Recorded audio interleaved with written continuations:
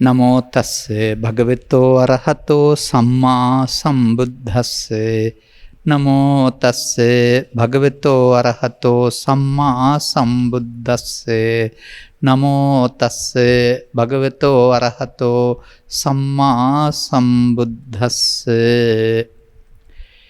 එවමෙකෝ භික්ඛවේ පංචංගෙහි සමන්නාගතෝ පුද්ගලෝ අහුනෙය්‍යෝ පාහුනෙය්‍යෝ දක්ඛිනෙය්‍යෝ අංජලිකරණීයෝ හෝති. ප්‍රඥානාලිකාවේ මෙම ධර්මදේශනාව ශ්‍රවණය කරනු ලබන්නා වූ සදහැවර පින්වතුනි, අනුග්‍රහක බෞතුන් මෙන්න මේ වගේ මාතෘකාවක් මට දීලා තිබෙනවා. පසින්දුරන් හා ඒවාට ගෝචර වන දෑ තුළින් කෙලෙස් ඇති නොවන ආකාරයට නිවන් මගට යොමු වෙමින් ජීවිත පැවැත්ම ගෙන යාමට හිත දියුණු කරගත යුතු ආකාරය සරලව පහදා දෙන්න.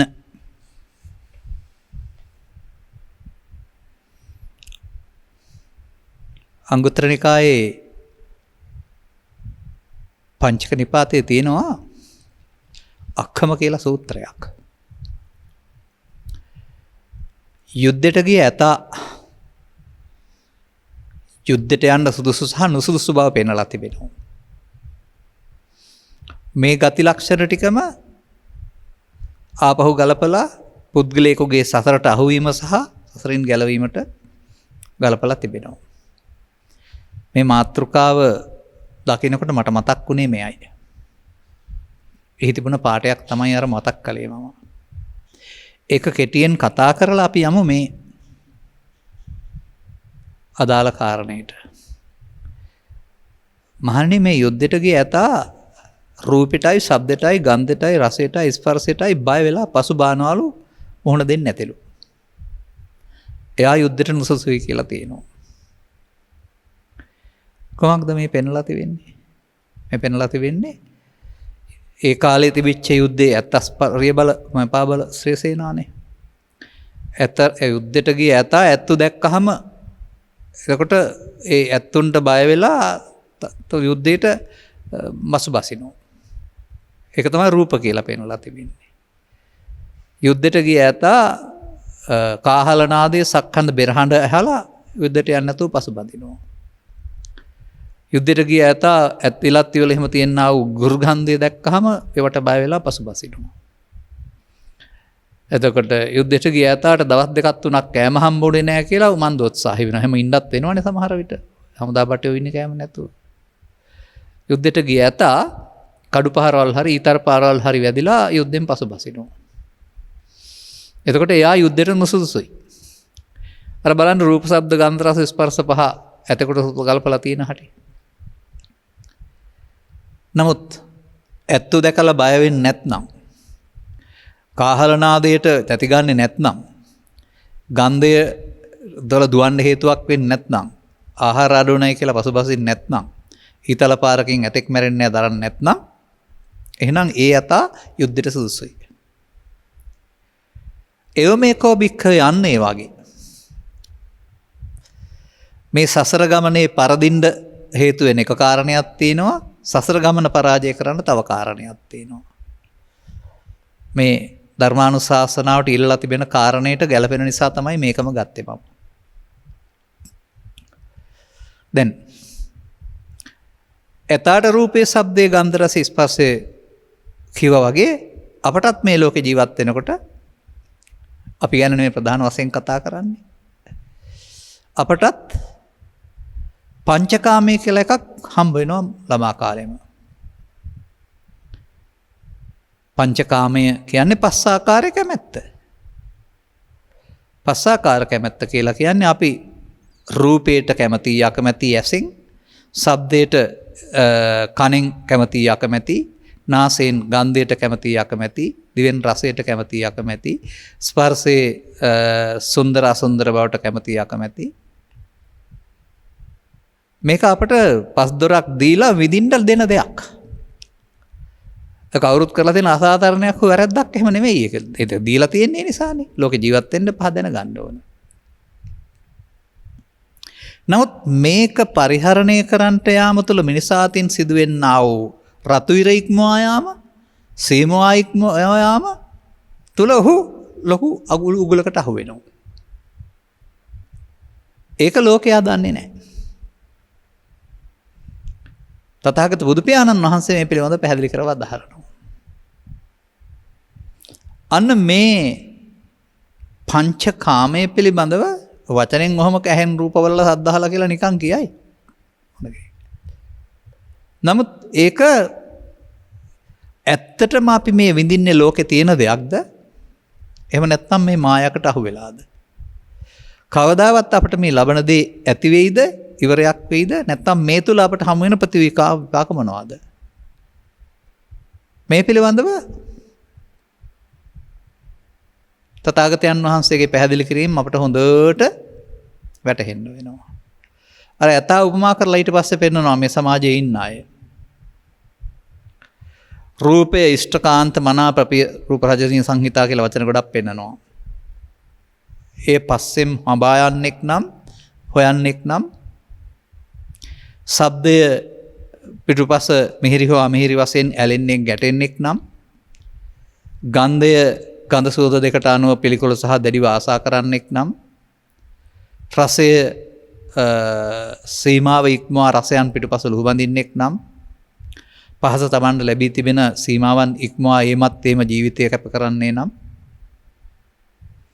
එහෙනම් බුදුරජාණන් වහන්සේගේ භික්ෂු භික්ෂුණී උපාසක උපාසිකා කියනා වූ ශ්‍රාවක භාවයෙන් ලබා ගන්න ඕන ප්‍රයෝජනෙ ලබා ගන්න ඔහුට සුදුසුකම් නැහැ. එතකොට හරියට අර ඇත්තු දැකලා බය වෙන ඇතා වගේ. සද්දේ දැකලා බය වෙලා දුවන ඇතා වගේ. අපි කාමයන්ට අහු වෙනවා.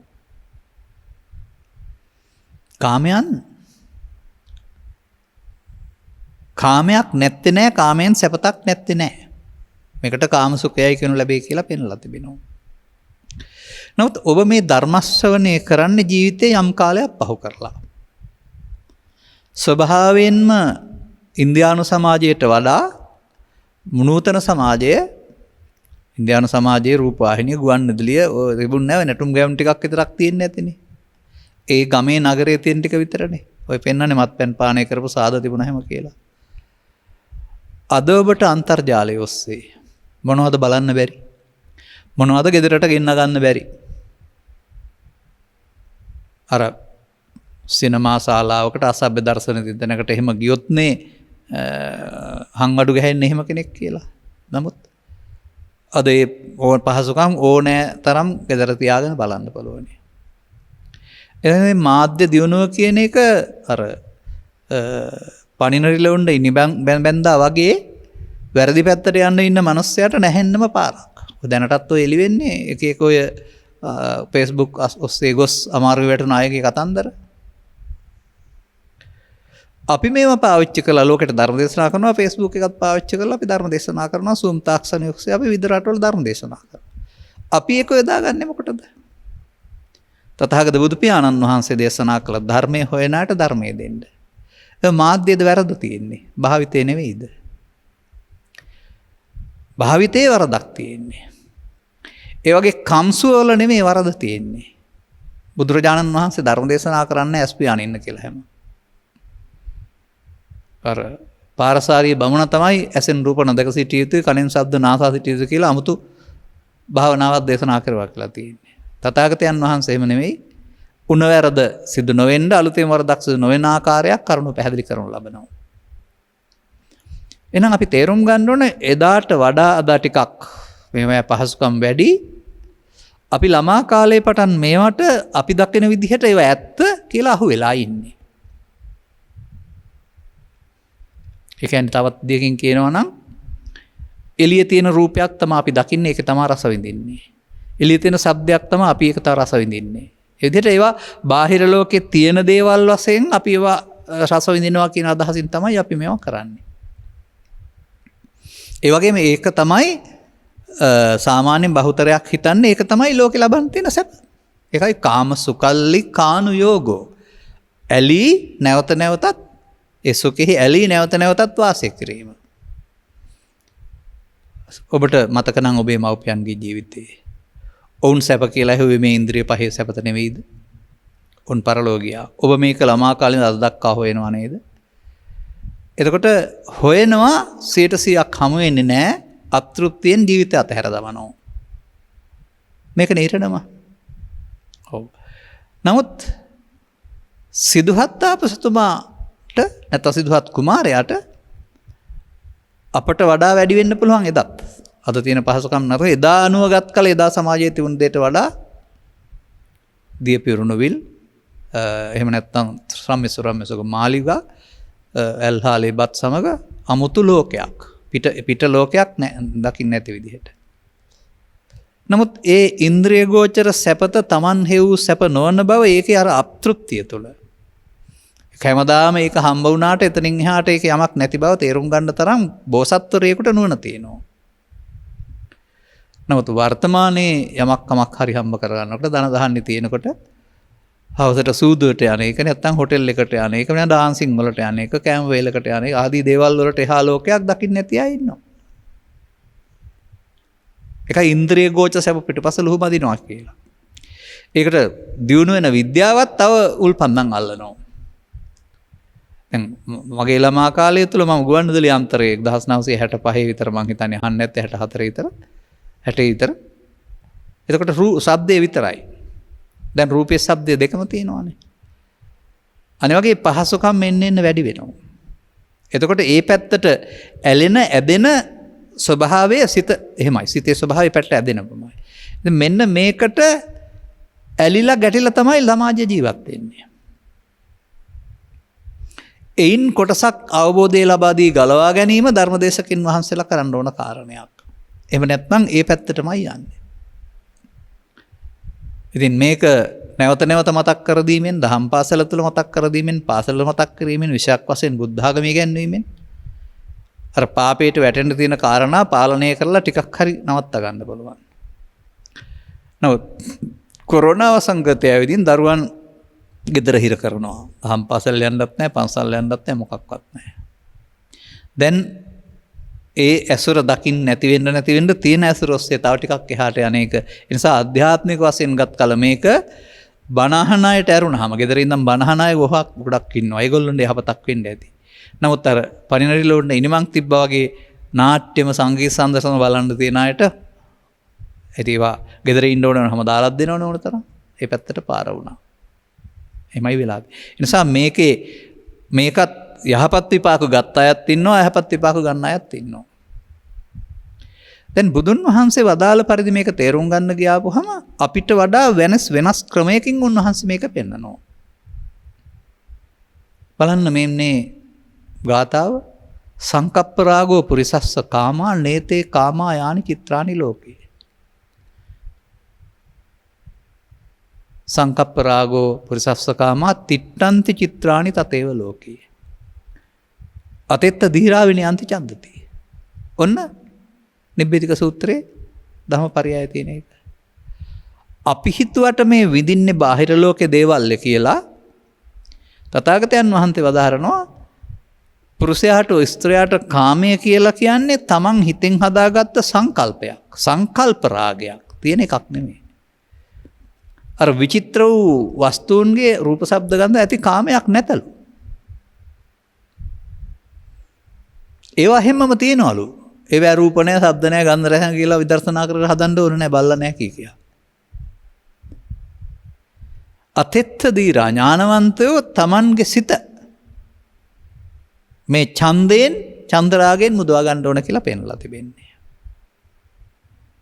මට මතකයි මගේ ළමා කාලය තුල මට ඇහෙනවා විකට ස්වරූපයේ ගීපදයක්.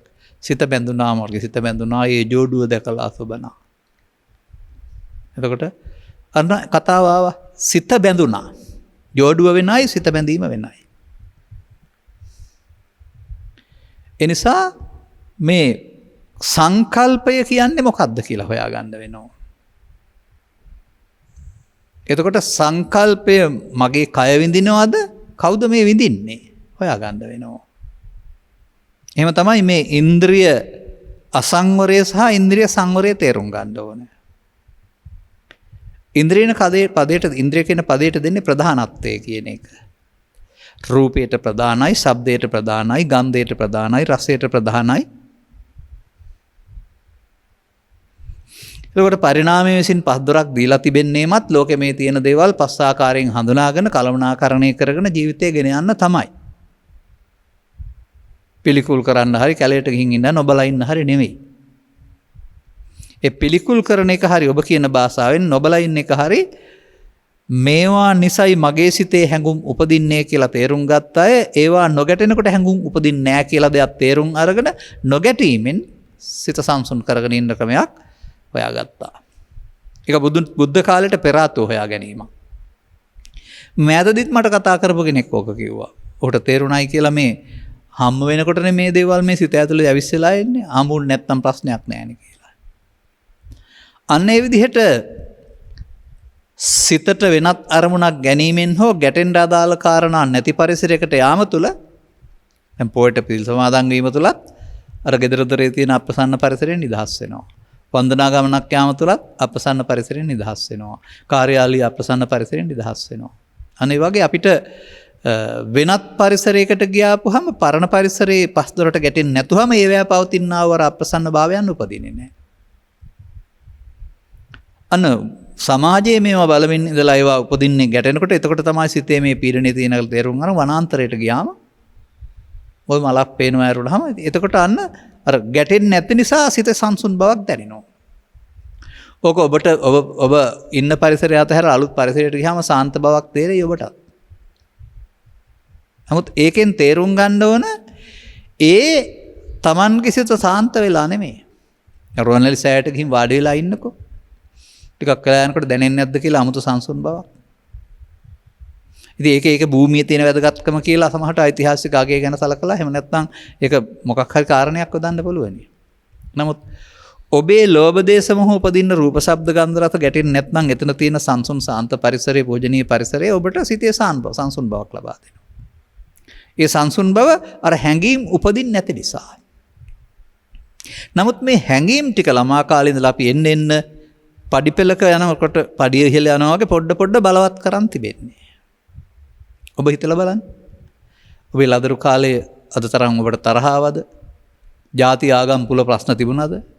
ඔබට අල්ලන්නේ නැති ಜಾති තිබුණාද කියලා? ඔබ කොතරම් අවංකව මව්පියන්ට උත්තර දුන්නාද? ගුරුවරුන්ට උත්තර දුන්නාද කියලා? ඔබට මොකක්වත් සංගවන්න ඕනකමක් තිබුණාද කියලා? අද ධර්ම ශ්‍රවණය කරනකොට ඔබ ඉන්නේ ජීවිතේ යම් කොටසක් ගත කරලා. මේක තුල බාහිර ලෝකයේ ඔබට හමුුණ ගැහුණාට ඔබේ සිත තුළ ඊට අදාළ ප්‍රතිචාර දැක්වීම විශාල ප්‍රමාණයක් තම තමන්ට ආවේනිකව තියෙනවා. ඒක එකම දෙයක් සම්බන්ධයෙන් 10 දෙනෙකුගේ ආකල්පය 10ක් වෙනකොට ඒ එකම දෙයි තියෙන්නේ කියලා හිතන්න.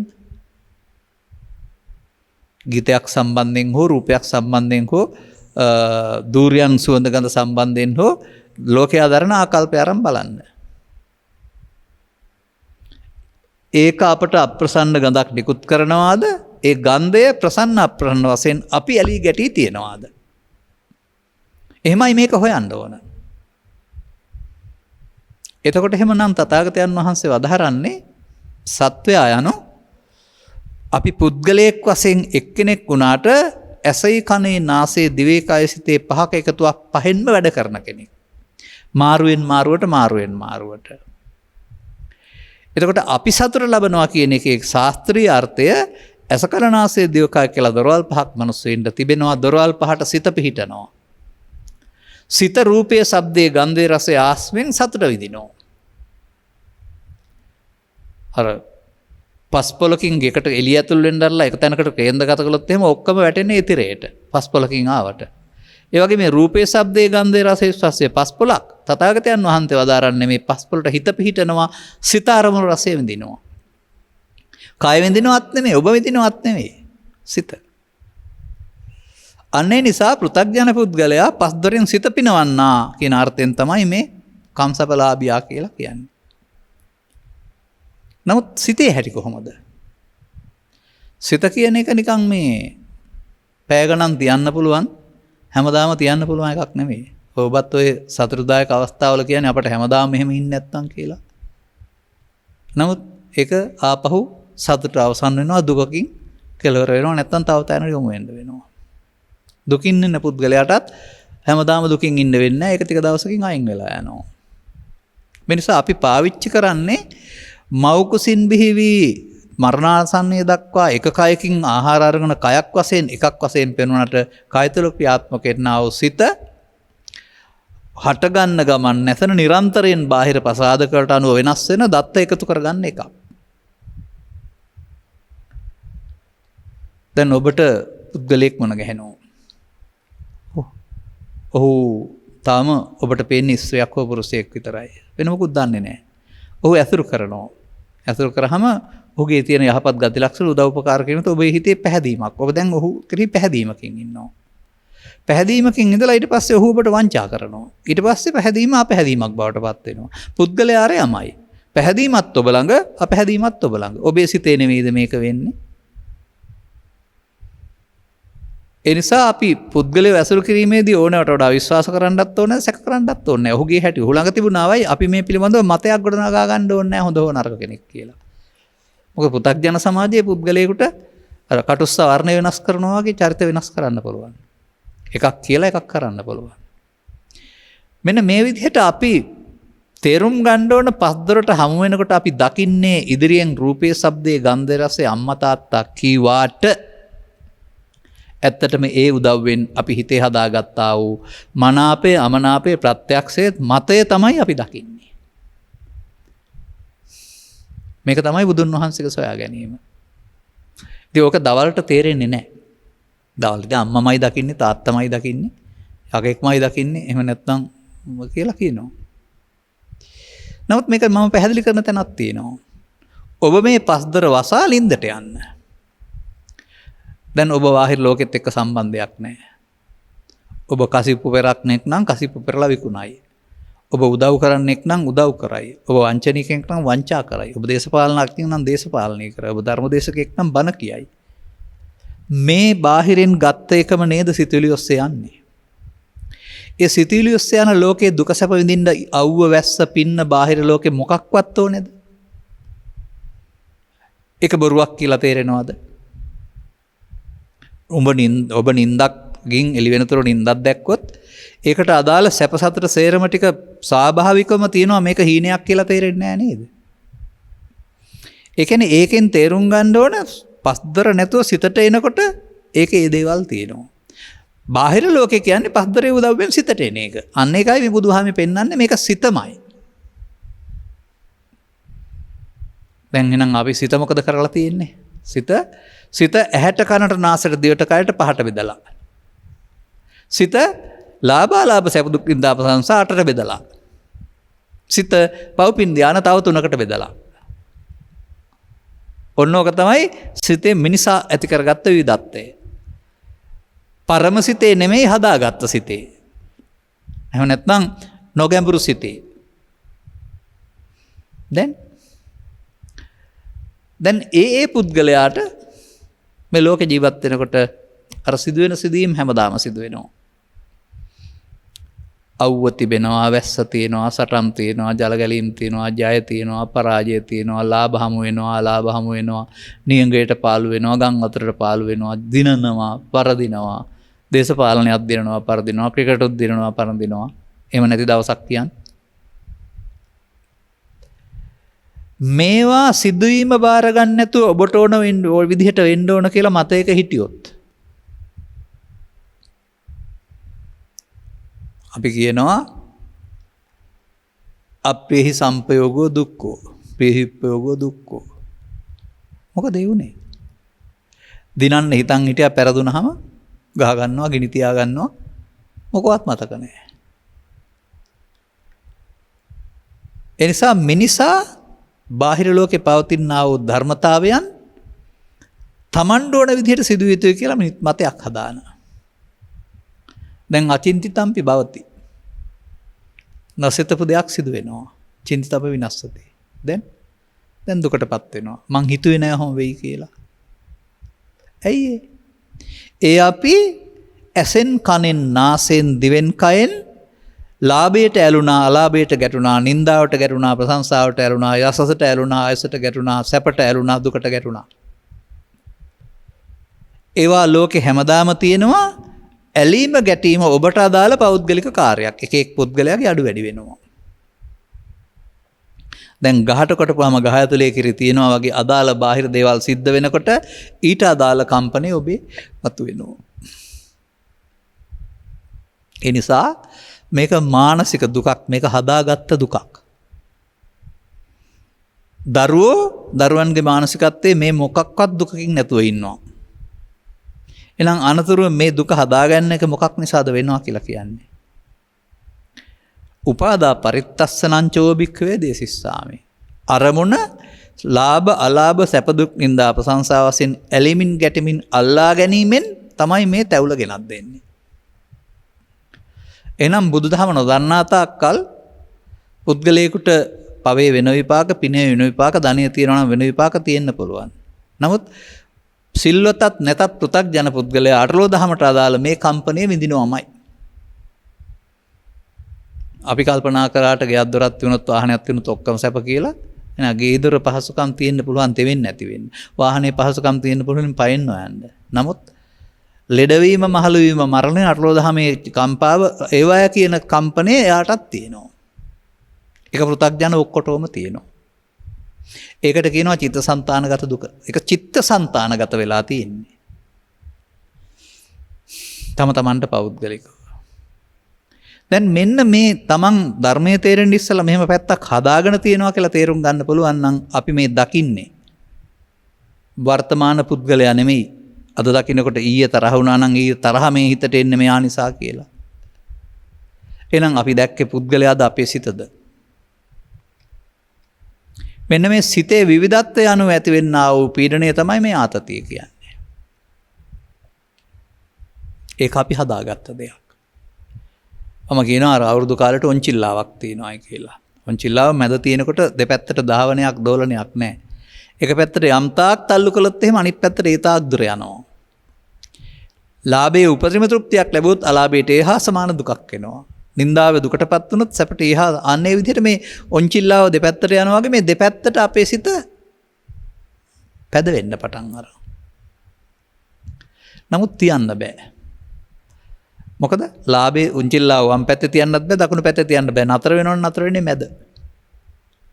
අන්න වගේ බුදු පියාණන් වහන්සේ පැහැදිලි කර වදාරනවා මෙසේ මානසික වශයෙන් ඇලීම ගැටීම තුළ තමයි මේ දෙපැත්තේ එන්නේ කියන්නේ. සුඛං සෝමනස්සං දුක්ඛං දෝමනස්සං. ඉතින් සුඛං සෝමනස්සං වලට කැමති වුණාට නැති වෙනකොට දුක්ඛං දෝමනස්සනුත් එනවා. ඉතින් සුඛ සෝමනස් ඉතුරු කරන දුක් දම්නස් නැති කරන්න බෑ. එහෙනම් බුදුදහමේ පෙන්වනු ලබනවා මැද තැනක් කියලා එකක් උපේක්ෂාව. එතකොට අපි මේ හදාගෙන තියෙන්නේ අපට කැමති විදිහක්. කෙනෙක් හතුරා කරගෙන, තව කෙනෙක් මිතුරු කරගෙන. කෙනෙකුට පිළිකුල් නැති දේ තව කෙනෙකුට පිළිකුල්. කෙනෙක් බය සතා තව කෙනෙක් බය නැහැ. බලන්න අර ඒක එතකොට ඒ සතාගේ නෙමෙයි තියෙන්නේ Tamanගේ කියලා. මේසේ හදාගත්ත ලෝකයක් තුල අරමුණ තුල අපි මේ වද වේදනාව විඳිනවා.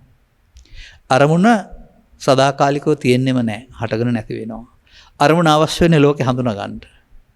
නමුත් අරමුණේ ඇලීමෙන් ගැටීමෙන්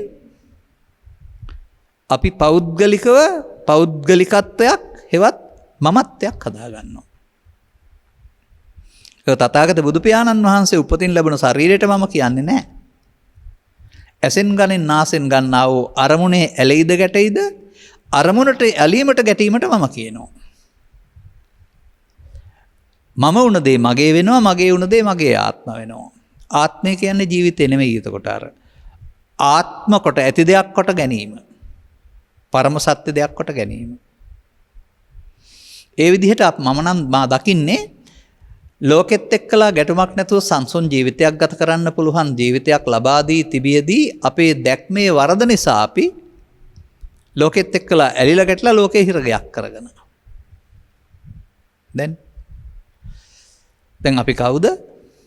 මේ පස්දොරට අදාළ කාරණාවලදී ප්‍රතිචාර දක්වන්නා වූ යුද්ධයට යන්න දන්නේ නැති ඇතෙක්.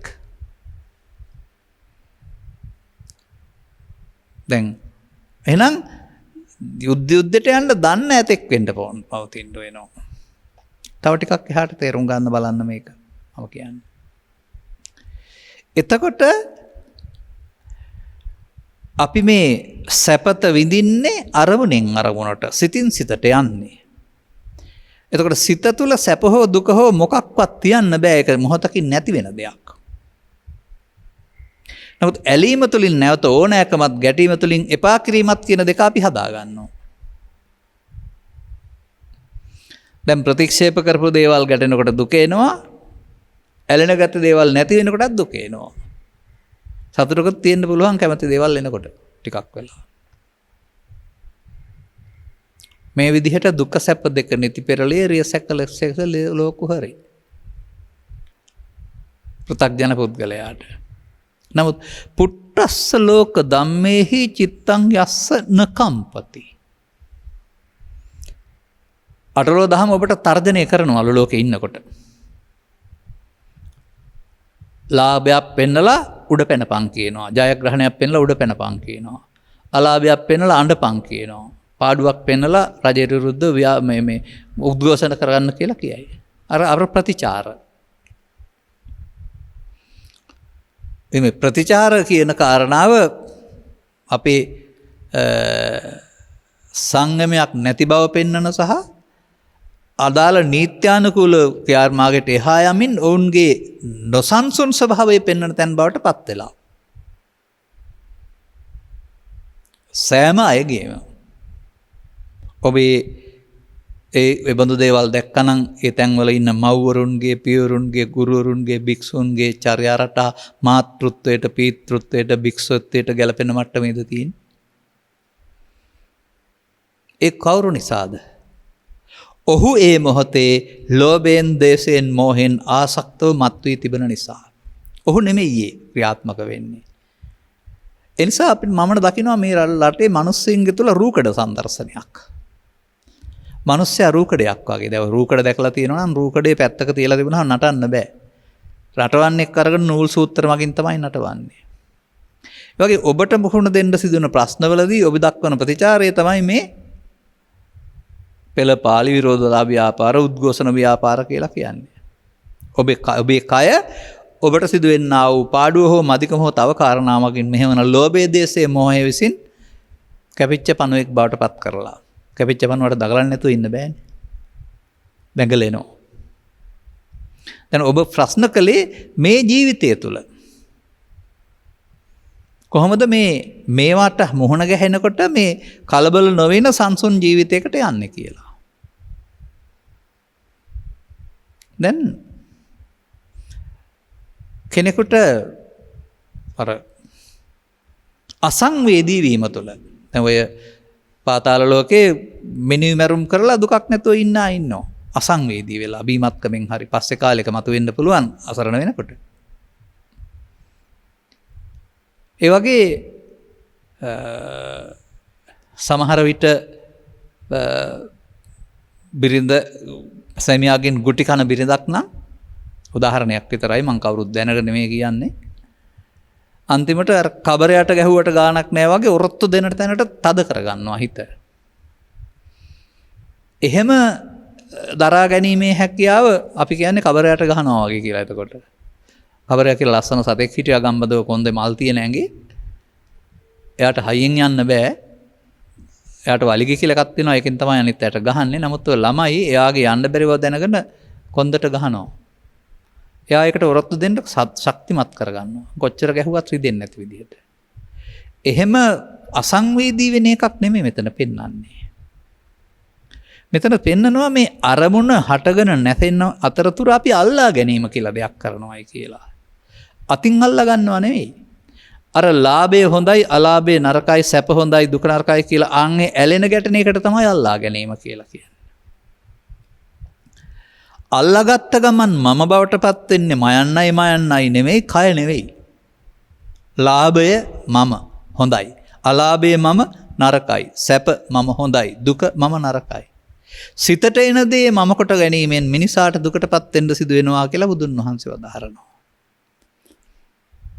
එහෙනම් අපට හටගත්ත ගමන් නැසෙන සිතක් තිබියදී අපි අල්ලගන්න එක කරගත්ත වැරැද්දක් නේ.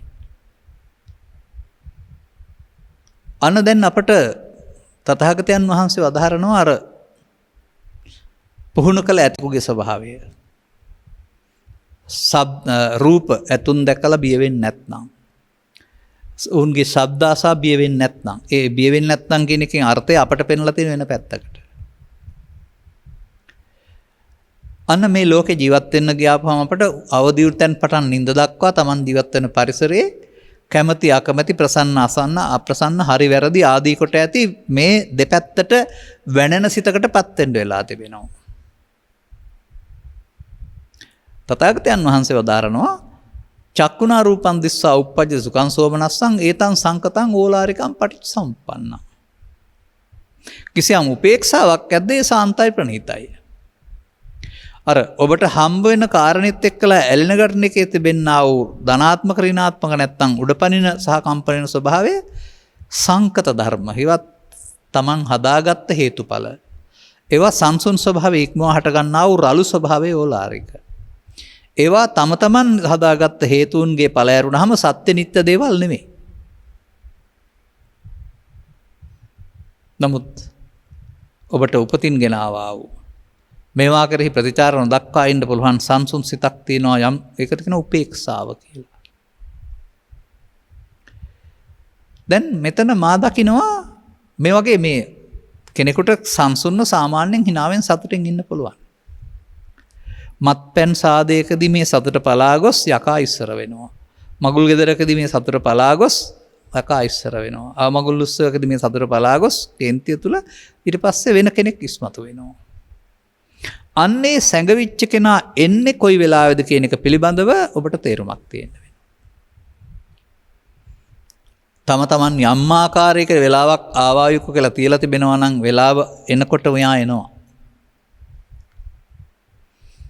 මෙන්න මේ සංගවාගත්ත සතුරා එන බව දැක ගන්නට ඔබට නුවණ තියෙනවා නම් මේ සතුරාට ඉඩ නොදී සතුරා පරාජය කරන්නට තමයි බුදුරජාණන් වහන්සේ උපේක්ෂාව පෙන්වලා තිබෙන්නේ. අරක අතෑරලා උපේක්ෂාවටපත් උපේක්ෂාව උහුරු කරලා තියෙන්න වෙනවා අල්ලා නොගැනීමෙන්. මේ උපේක්ෂාව කියන්නේ හදාගත් එකක් නෙමෙයි. ඒක පෙන්නනවා සුන්දරයි ප්‍රණීතයි කියලා. අර ඇලීම සතුටක් වුණාට ගැටීම දුකක් වුණාට ඇලීමයි දෙකයි තමයි නැති තැන තියෙන තව සතුටක් තියෙනවා. ඇලීම වේදිත සුවය, ඇලෙන්නේ නැති ගැටෙන්නේ නැති එක අවේදිත සුවය.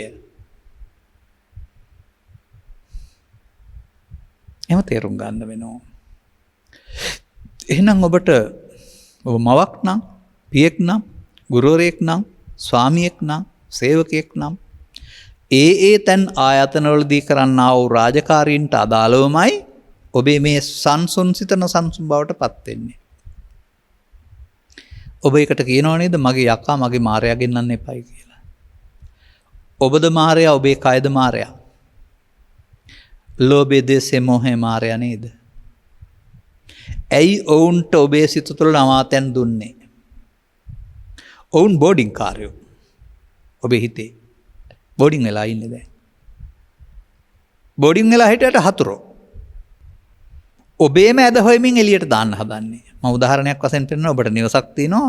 ඒකේ කාමර කීපයක් තියෙනවා. ඔබ කුලියට දීලා පිටස්තරායට. අයිති ඔබට. මේ ආපු අය මේක ඇතුළේ ඉඳලා ඔබේ පවුලෙම දුර්වලකම් හොයලා ගමට කියනවා. එතකොට හතුරෙද්ද මිතුරෙද්ද මේ ඉන්නේ හතුරෙද්ද? ඒ වගේ ඔබ ළඟ මේ දුර්වලකම් ටිකක් පදිංචි කරලා ඒවයින් වද දෙන්නේ මේ ලෝභය, දේශය, මෝහය නැමෙත හතුරානේ. ඔවුන්ට ඔබ ඉඩදී බලවත් කරන්නේ නොදන්නකම නිසානේ. රාග වේපුල්ලං, දෝෂ වේපුල්ලං, මෝහ වේපුල්ලං. වේපුල්ලං කියන්නේ බලවත් වෙනවා, විපුලත් වෙනවා. කුමක් නිසාද? බාර අරගෙන ප්‍රතික්‍රියා දක්වන්න ගියොත්, එකට එක කරන්න ගියොත්, නිහඬව නොඉන්න ගියොත්, එතකොට බාර ගැනීමෙන් මමත්වයේ මම නිකන් ඉන්න කැමති නෑ. ඒ මම මයන්න මමත් නෙමෙයි, මම කතා කරන මමත් නෙමෙයි. ඔබේ ලෝභය, දේශය, මෝහය නැමැති මම දිනන්නමයි කැමති. අනිත් අය පරාජය කරන්නමයි කැමති. රිදුම් කන්න කැමති නෑ, රිදවන්නමයි කැමති. අන්න එහෙම දුර්වලකමක් ඔබ ළඟ පවතිනවා. මේ දුර්වලකමට අනුව ගත් කල ඔබට ඇසෙන් කනෙන් නාසෙන් දිවෙන් කයෙන් හම්බ වෙන පරිසරය හැම විටම අකමැති, අප්‍රසන්න, අප්‍රසාදයේ අවුස්සන තැනක් බවට පත් වුනොත් උදේ සිට රෑ වෙනතුරුම ඔබ කියන්නේ කනක් ඇහිලා ඉන්න නෑ, හැප්පෙන්නලා ඉන්න බෑ, හිත ඇවිස්සෙනවා කියලානේ. පන්සලට ගියාම හරි වෙන තැනකට ගියාම හරි ටික දවසකට ඒක නැත්තේ මොකක් නිසාද? සිත ඇවැස්සෙන ස්වභාවය නැති නිසාද? ඒකට අදාළ කරුණු ගැටෙන්නේ නැති නිසාද? ඔබ අසා තිබෙනවද පරිලහ නිරේ උදාහරණය මගේ? තථාගතයන් වහන්සේ වදාහරනවානේ. පරිලහ නම් නිරයක් තියෙනවලු. එහෙම එකක් පොළොවට තියෙනවා කියලා නෙමෙයි වෙන්නනේ උපමාවක් මේ. ඒ උපමාව තේරුම් ගන්න ඕන අපි ළඟට මේ ගලපලා තියෙන්නේ කියලා. ඒකේ ඉන්න අයට උදේ සිට රැ වෙනතුරු ඇහැට කනට නාසයට දකින්න හම්බ වෙන අප්‍රසන්න පිළිකුල් සතුටක් උපදවන්න නැතිම හැඟීම්වලු තියෙන්නේ. දැන් දවස පුරාම යා කොහොමද ඉන්නේ? අප්‍රසන්නව, අමනාපයෙන්, නොසන්සුන්නුනේ. ඒ මොකක් නිසාද? පස්දොරට ගැටෙනකොට උපදින්න අදාළ කැළඹීමක් කම්පනයක් හදාගත්ත නිසා. ඔබට තේරෙනවා ජීවත් වෙන්න ගිහින් ලෝකෙත් එක්කලා ඇලෙන්න ගැටෙන්න ගියාම තමයි මේ අවුල තියෙන්නේ කියලා. ඒ නිසා බුදුන් වහන්සේ වදාරනවා ප්‍රසන්නය සමගත් අප්‍රසන්නය සමගත් එක්නවන්න. එක්නවන්න කියන්නේ යාළු වෙන්න එපා කියන එක නෙවෙයි. ඇලෙන්න එපා කියන එක ඔය පෙන්වන්නේ. ඔය අතේ දුරින් තියා ගන්නවා කියලා කියන්නේ. අන්න ඒ විදිහට අපිට මේ දෙපැත්තට වැඩෙන මතධාරී බව ටිකෙන් ටික ගණන් නොගෙන ඉන්න. මරණයකදී මරණය අදාළ කටයුතු කරනවා අඬන්නේ නැතුව ඉන්න. මංගල උත්සවයේදී මංගල උත්සවයේ කටයුතු කරනවා උද්ධාමයටපත් නොවෙන්නේ. ඕනෑවට වඩා. අන්න ඒ විදිහට අපි මේ දෙපැත්තට යනවට වඩා ඊට වඩා චිත්ත අභ්‍යන්තරයේ හටගත්තා වූ සංසුන් බවක් මේ හිතින් හදාගන්න එකක් නෙමෙයි විදර්ශනා උපේක්ෂාව කියන්නේ. ඒ සාන්තයි ප්‍රණීතයි. මේකේ බැඳීම පවතිනවා අරකේ බැඳීමක් නැහැ. දැන් මේ ඇලීමේ ගැටීමේ සසරට බැඳීම පවතිනවා. ඇලීම ගැටීම නැතුවම බැඳීමක් නැහැ. ඇලීම ගැටීමේ සතුට සංකත අර උපේක්ෂාව සංකත කියන්නේ හේතුන්ගෙන් හට නොගත්. එනිසා තථාගතයන් වහන්සේ පැහැදිලි කරන්න උත්සාහ කරන්නේ මේ ලෝකේ ජීවත් වෙනකොට වෙනස් මානයකින් බලන්න කියලා පුරුදු වෙනවා. උන්වහන්සේ සම්බන්ධයෙන් පැහැදිලි කරන්නේ උන්වහන්සේගේ චරිත හෝ ආරින් වහන්සේලාගේ චරිත අටලෝ දහමේ කම්පා නොවූසේක. ඒ කම්පා නොවූසේක කියන එකේ තේරුම මොකක්ද? අටලෝහම ලෝකෙ තිබුණේ නැද්ද? Taman ඒක බාර අරගෙන ඇලෙන්න ගැටෙන්න ගියේ නැද්ද? ඒ උපේක්ෂාව. නිකන් උපේක්ෂා නෙවෙයි දර්ශනා උපේක්ෂාව. ඒ නිසා ඔබට යම්තාක් මේ සිද්ධිවලදී ඇලීමක් ගැටීමක් කුපිත වීමක් තියනවාද? ඒ ඔබේ හැටි තේරුම් ගන්න. දැනට ඔබේ හැටි චිත්තාභ්‍යන්තරේ හැටි. ඕක හංගන්න බෑ. වන්දනා කිරීමක් තුළින් පිරිත් කීමක් තුළින් ටික වෙලාවක් මගහැරලා බලනවා. චිත්ත සමාධියක් තුළින් ටිකක් වෙලා ඒක හිතට එන්නේ නැති නිසා ඒක නෑ වගේ දැනෙන්න පුළුවන්. නමුත් මේ එන්න හේතු තියලානේ තියෙන්නේ. මේ බුදුන් වහන්සේ වදාරන්නේ ඔබ දර දාලා තියෙන ගින්දර තිබ්බම ඇවිලෙනවා. ගිනි ගන්න නැති වෙනනම් දර නැති වෙන්න එපායි. ඒ නිසා ඒකට කියනවා දුකට හේතුව තණ්හාව කියලා. අනේ විදිහට චිත්ත අභ්‍යන්තරේ ලෝභයෙන් දේශයෙන් මොහෙන් අපරුණ අපරිසුදුවම තමයි මේ දුක් ගින්න තියෙන්නේ. දැන් ලෝභක්කය, ද්වේෂක්කය, මෝහක්කය නිබ්බානං තමයි උපේක්ෂාව කියන්නේ. එනිසා මිනිසා Taman සතු උපේක්ෂාව වසාගෙන ගොඩාක් නිවනින් ඈතට ගිහින් ලෝභයෙන් දේශයෙන් මොහෙන් වැඩි වෙනවා කියලා කියන්නේ අපි කියන රාග වේපුල්ලම් දේශ විල්ලම් මේ මොහ වේපුල්ලම් කරන කමෙන් බලවත් වෙනවා. එහෙනම් නිවීමෙන් ඈතට යම් පෘථග්ජන පුද්ගලයා නිවීමෙන් ඈතට යමින් ඉන්නවා බුද්ධං තරණං ගච්ඡාමි කියා. එතකොට අය ප්‍රතිපදාව ඒවා කෙරෙහි ඇලීම ගැටීම හේවත් මමත්වෙන් ගැනීම නිසා සිදුවෙන දෙයක්. ගත කර ජීවිතේ කොපමණද බලන්න ඔය එක තමයි කලිය. දැන් ආපහු යන්න පටන් ගන්න. ඒ වායේදී නොහොඳ නෝක් කඩු වී ප්‍රකාශ කරන්ට යාම තුළ නොහොඳ නෝක් කඩු වෙනවා, අර්බුද ඇති වෙනවා, දුරදිග යනවා, ගැටුම් දුරදිග යනවා, ගෙදර ගිහින් සැනසෙල්ලේ ඉන්න නැහැ. ආපහු කල්පනා වුණාමත් හොදේ. අතහැරලා දාන්න පුළුවන් නම් පුද්ගලයාම නාප වෙන්නෙත් නැහැ, ගෙදර ගියාම කරදරයක්වත් නැහැ. ඒ කියන්නේ මේ සිතට එන දේවල් අල්ලාගෙන අවසන් කිරීම, අල්ලා නොගෙන අවසන් කිරීම කියලා දෙපැත්තක් මිනිස්සෙකුට කරන්න පුළුවන්. මොකක්ද අල්ලාගෙන අවසන් වීම කියන එක එහෙම කියන්නේ නැතුව වෙන විදිහකට ගන්නවා නම්. ලාභයේදී ඇලෙමින්, අලාභයේදී ගැටෙමින්, මෙසේ ඇලෙමින් ගැටෙමින් ඒවට මමත්වයේ එකතු කොට තබා ගැනීම. තියෙනවා නම් හොඳයි, කැමති නම් නැත්නම් එපා. තියෙනවා නම් හොඳයි හෝ නැත්නම් එපා හෝ නෙවෙයි. ලෝක ජීවත් වෙනකොට මේ සියල්ල මුණ ගැහෙනවා. හොඳ දේ කැමතියි කියලා තියාගෙන හරියන්නේත් නැහැ. නරක දේ අකමැති වෙලා හරියන්නේත් නැහැ. දැන් බුදුන් වහන්සේගේ චරිතය උන්වහන්සේට සියලු දෙනා තායක පිරිස් ස්වාසස්ථාන පිණ්ඩපාතේ හැමෝම බොහොම හර්ධාවෙන් ආදරයෙන් ගෞරවයෙන් පිළිගන්නවද? හැම දිනාගෙම එහෙම ලැබුණාද? නෑ. තත්‍රේව මුණ්ඩක, තත්‍රේව සමනක, තත්‍රේව වසලක තිට්ඨා හිති කියපොයත් හිටියා. සමනයන් නීච මහාන මුඩු මහාන ඔහම හිටු. උන්වහන්සේට වැඩම කරලා දන් පිළිගන්නන්න පෙළ ගැහිච්ච අය හිටියා. යනකොට ලිංග වලට පිදුරු දාලා පොල් එලි දාලා වහපු අය හිටියා. එතකොට ඒ දෙකේදී මට සැලකිය යුතුයි, මට නිඳා කරන එක හොඳ නෑ කියන සංකල්පයක් හිටියොත් තමයි දෙන්නේ. ඔය මිනිස්සුන්ගේ ක්‍රියා. ඒ වගේ අවුවැස්ස පින්න අටලෝ දහම ලෝකේ ක්‍රියා. ජය පරාජය ලෝකේ ක්‍රියා. මම මේවා බාර ගන්න නැත්නම් පිටින් සාමාන්‍යයෙන් අලකොලේට වතුර වැටෙනවා වගේ. අලුත් කෙහෙල් කොලේට වතුර වැටෙනවා වගේ. වතුර වැටෙනවා නමුත් ලෙස්සලා ගිහින්. අන්න ඒ විදිහට චිත්තාභ්‍යන්තරය තුළ හුරු කරගන්නා වූ අල්ලා නොගැනීම නැමැති ගති ලක්ෂණයක්. ඒ ඔස්සේ පන්නන්න නැති ගති ලක්ෂණයක් හුරු කරනකොට අර වැඩමින් ආපු පැත්ත ආපහු යන්න පටන් ගන්නවා. මම කතා කරන්නේ මෙතෙක් කතා කළේ ධර්මයට අදාළ මොනම වචනයක්වත් මේකට ගන්න නැතුව සරල සිංහලෙන්. දැන් වචන ටිකකුත් එකතු කරගන්න ඕකට. ඔය ඇලෙන ගැටෙන කාරණා ටික තමයි අටලෝ දහම කියන්නේ. නැත්නම් සංඛාර ධර්ම කියන්නේ. සිතේ උපදින අදහස් ටිකට. මේ වගේ ඇලෙනවට නමක් තමයි අபிසංකාර කියන්නේ. අபிසංකාර පදේ ගත්තාම මේ ඇලීම ගැටීම විස්තර කරනු ලබන්නේ පිනට ඇලීම, පිනට ගැටීම, පවට ඇලීම, පවට ගැටීම, ධානයට ඇලීම, ධානයට ගැටීම. ධානයට නම් ගැටෙන අය නෑ. හොඳ නම් ඇලෙන අරකන් ගැටෙන. යම් කිසි දෙයක ආස්වාදයක් තියෙනවා නම් ඒක හොඳයි කියලා ඇලෙනවා. ඒක දුකක් නම් ඒක එපා කියලා ප්‍රතික්ෂේප කරනවා. ඒ දෙකේදීම මමත්වෙන් ගැනීම හවත් අල්ලා ගැනීම තියෙනවා. අන්න තැවුලගෙන දෙන කාරණාව. ඔබට මේ අටලෝ දහම නේද චක්‍රේ නවත්තන්න බෑ, පෙරලෙනවා. ඔබ හතරක් නවත්තන හතරක් ප්‍රතික්ෂේප කරන්න හදනවා. ඒකම නේද මේ ගැටලුව. පෙරලන එක පෙරලෙන්න අරින්න. එකකවත් ඇලෙන්නේ ගැටෙන්නේ නැතුව. එතකොට අර ඇලීමෙන් ලබන සතුට වෙනුවට ගැටීමෙන් ලබන දුක වෙනුවට ඇලීමත් නැතිවීමත් නැති තව තැනක් තියෙනවා. ඒක ඇලීමට ආйти නැහැ, ගැටීමට ආйти නැහැ. ඒ තැන වහගත් එක තමයි අපි මේ කරලා තියෙන්නේ.